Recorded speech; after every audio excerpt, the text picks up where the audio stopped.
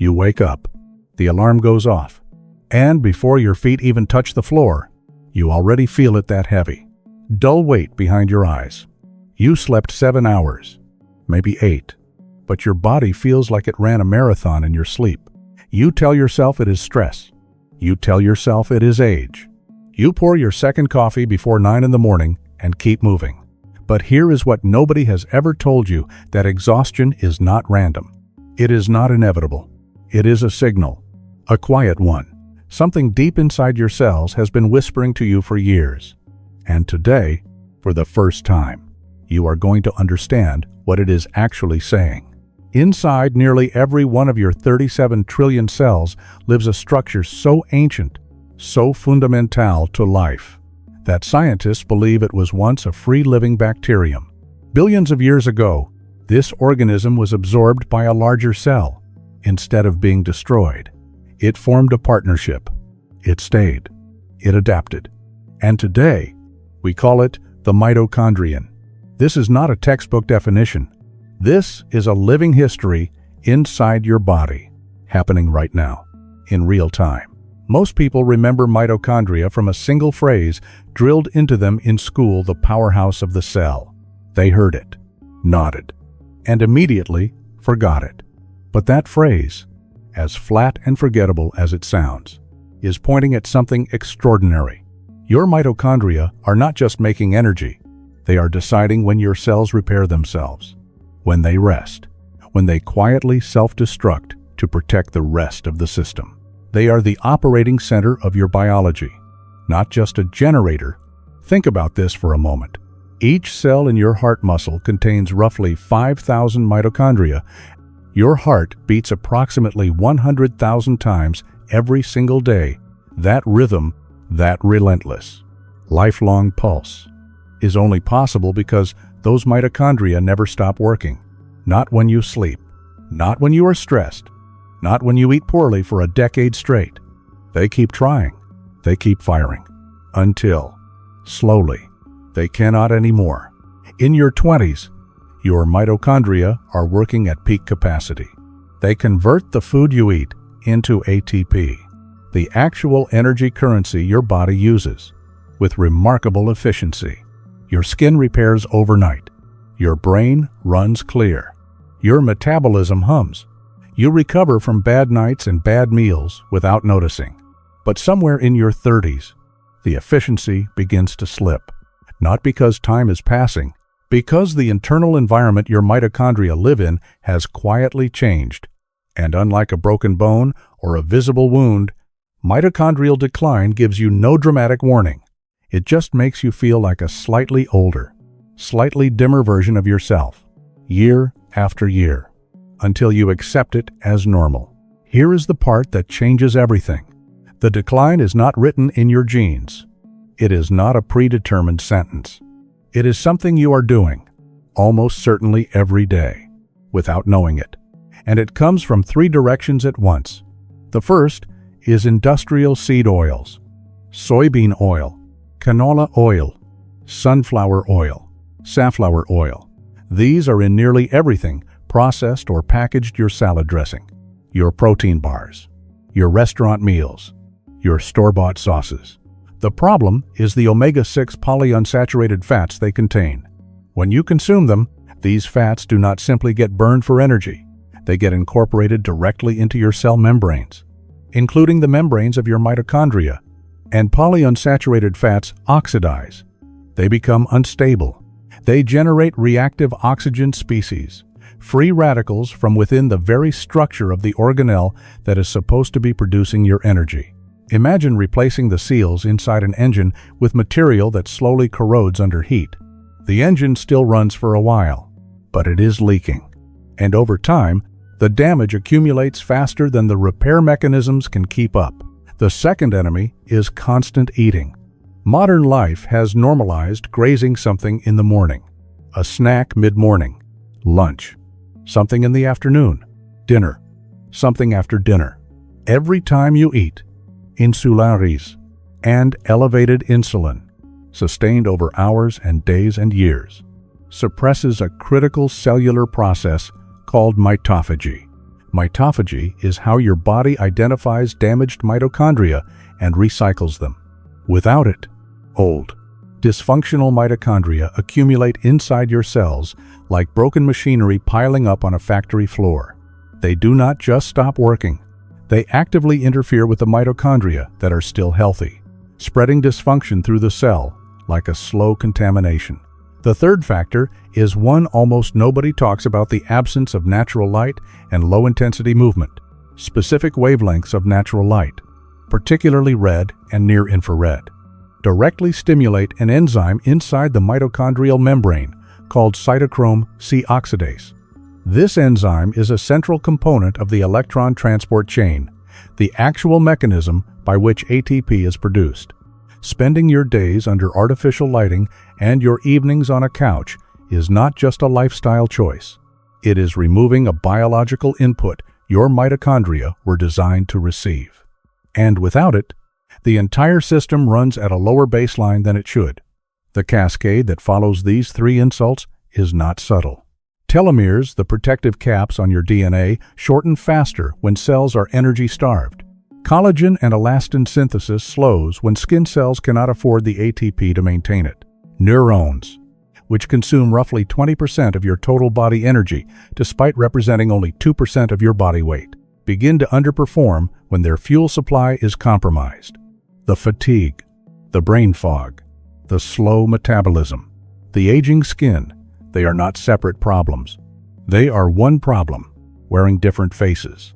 The good news, and this is real, not motivational filler, is that mitochondrial damage is largely reversible. Your cells are not passive victims. They are constantly scanning for signals about whether to repair or decline. Change the signals, and the biology follows. Here is how to do it. In layers, 1 week at a time. The first layer is removal. Before you add anything, you stop adding the primary toxin. This means reading labels and eliminating industrial seed oils from your kitchen. Replace them with fats that do not oxidize under heat, animal fats like tallow or lard, butter from grass-fed cattle, or coconut oil. This is not about perfection. It is about stopping the daily assault on your mitochondrial membranes. The moment you stop filling the damaged cells with oxidizing material, the repair process can begin to outpace the destruction. The second layer is intermittent fasting, not as a weight loss tool, but as a biological signal. When you compress your eating into a window of roughly 8 hours and allow a 16-hour fast, insulin drops to its baseline. And in that low insulin environment, AMPK and SIRT1-2 proteins, deeply linked to cellular longevity and mitochondrial repair, become active. Mitophage restarts. Damaged mitochondria get cleared. New ones begin to form. You are not starving your body. You are giving it the quiet it needs to clean the house. The third layer is deliberate thermal stress. Sauna. Use 2 to 3 times per week for 15 to 20 minutes. At a temperature your body finds genuinely challenging, triggers the production of heat shock proteins. These proteins act like molecular chaperones, refolding and protecting the protein structures inside your mitochondria that oxidative damage has begun to warp. Following sauna, with 1 to 2 minutes of a cold shower, or cold water immersion forces your mitochondria to rapidly reorganize their output to generate heat. This is the cellular equivalent of resistance training. Controlled stress, followed by recovery, produces adaptation. The mitochondria that survive it are stronger than the ones that faced it. The fourth layer is targeted supplementation, coenzyme Q10, specifically in its ubiquinol form, is an electron carrier inside the mitochondrial membrane. After the age of 30, natural production declines significantly. Supplementing it directly supports the efficiency of ATP production in a way that diet alone often cannot match. Magnesium is a cofactor for more than 300 enzymatic reactions, many of them occurring inside mitochondria. Most adults are deficient. NAD+, precursors, such as NMR or NMN, support the sirtuins, the longevity proteins that regulate mitochondrial biogenesis and repair. None of these are miracle compounds. They are building materials. Your mitochondria are already trying to repair themselves. These supplements give them the raw material to do it faster. The fifth layer is Zone 2 cardio. This means sustained moderate intensity movement, a pace where you can hold a conversation but feel genuinely warm. At this intensity, your body activates a protein called PGC1-alpha, which directly stimulates mitochondrial biogenesis, the creation of brand new mitochondria. More mitochondria means more capacity. More capacity means more energy, better recovery, clearer thinking, and a metabolism that functions the way it did a decade ago. There is a measurement tool in longevity research called an epigenetic clock. It reads patterns of chemical modification on your DNA and uses them to estimate your biological age, which is distinct from your chronological age. Studies tracking people who implemented sustained lifestyle changes reduced seed oil consumption, regular fasting, sauna, cold exposure, and targeted supplementation have observed measurable decreases in biological age markers over periods of weeks to months. This is not metaphor. It is not wellness marketing. It is a number generated by a molecular assay, moving in a direction most people assume is impossible backward.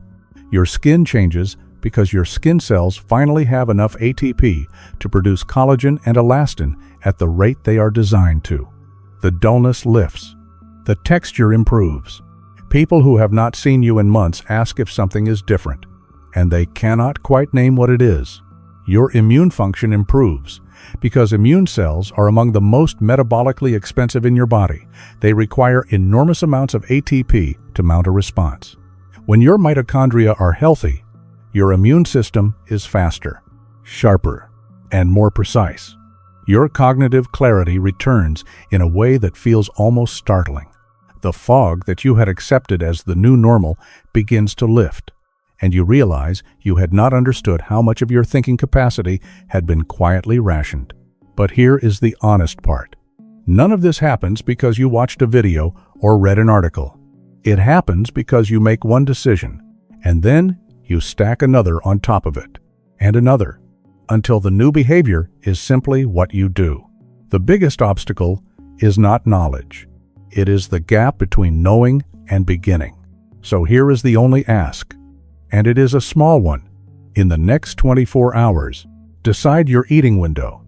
Pick a start time and an end time. Write it down somewhere. You will see it. Tell one person. That is it. Do not change anything else in week 1. Just shift when you eat. In 7 days, you will notice something. Your energy will be more stable. Your appetite will feel different. That small shift will create enough internal evidence that the next step feels easy rather than forced. In week 2, add heat. Find a sauna or use a hot bath pushed to its upper limit, twice that week. In week 3, follow the heat with cold. In week 4, if your budget allows, add ubiquinol and magnesium in the evenings. Stack it slowly, 1 layer per week. This is not the dramatic, total overhaul approach that fails inside 10 days. This is the architecture of habits that actually hold. Your mitochondria are not waiting for you to be perfect. They are not counting your failures. They respond to conditions, change the conditions, and they change. It is that direct, that biological, that reliable. The fire inside your cells has not gone out. It has been starved of oxygen, starved of the right fuel, and surrounded by the wrong environment. Give it what it needs, and it will come back, quietly, steadily, the way it always has, one cellular breath at a time.